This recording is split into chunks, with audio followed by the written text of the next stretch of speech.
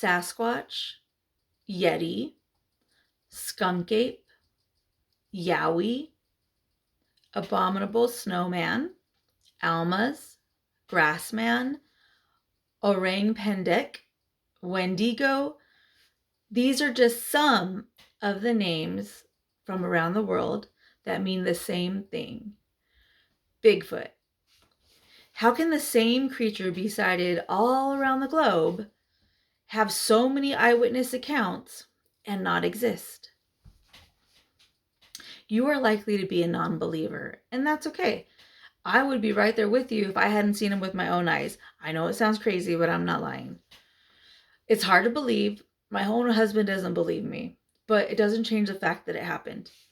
In the summer of 2000, my family and I flew to Montana to spread my uncle's ashes in two of his favorite lakes. It was that day when I was 17 years old that changed my life and scared the crap out of me. Bigfoot is real. I can't force you to believe it, but I can provide enough evidence to make you think twice. To convince you, first we'll discuss the origin. Second, we'll talk about some evidence. And third, we'll think about some theories as to why we haven't found him yet. Where did he come from and where can he be? Let's discuss the various origins of Bigfoot.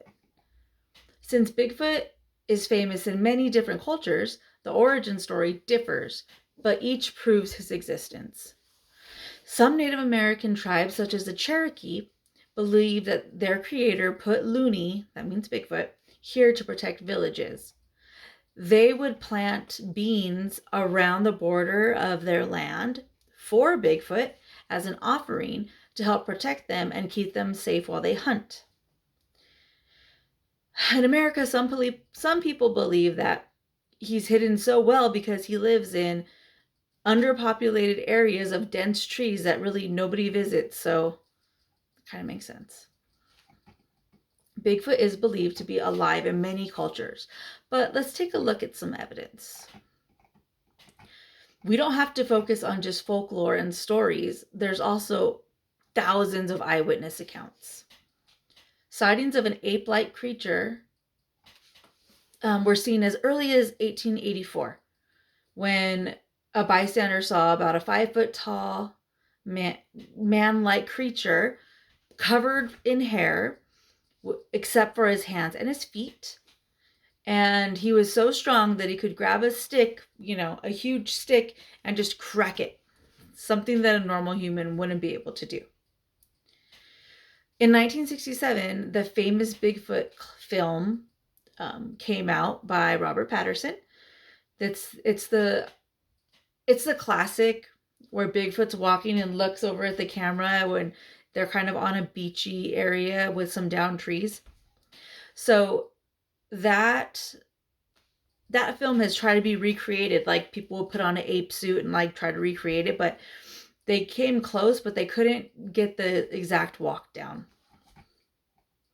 Lauren Kent's 2023 article on Outside Online, a popular website dedicated to the outdoors, ranks the Bigfoot footage as the most convincing evidence of the creature. I know what you're thinking. If the creature is real, then why haven't we found one yet? Let's examine some theories on why we can't find him. With all the alleged Bigfoot hunters, how come we haven't found one? Various Native American tribes believe that Bigfoot is a magical, immortal creature that has powers. Some even believe that he lives in multiple dimensions, which can just make him disappear when he wants to. I know that sounds kind of crazy. People in the U.S. wonder if there's a Bigfoot, where are its bones? How come we haven't found a body? Let's face it, the chances of finding a body are slim to none. We don't even know how many of these creatures exist or how long they live. These animals are also nocturnal, which makes them even more rare.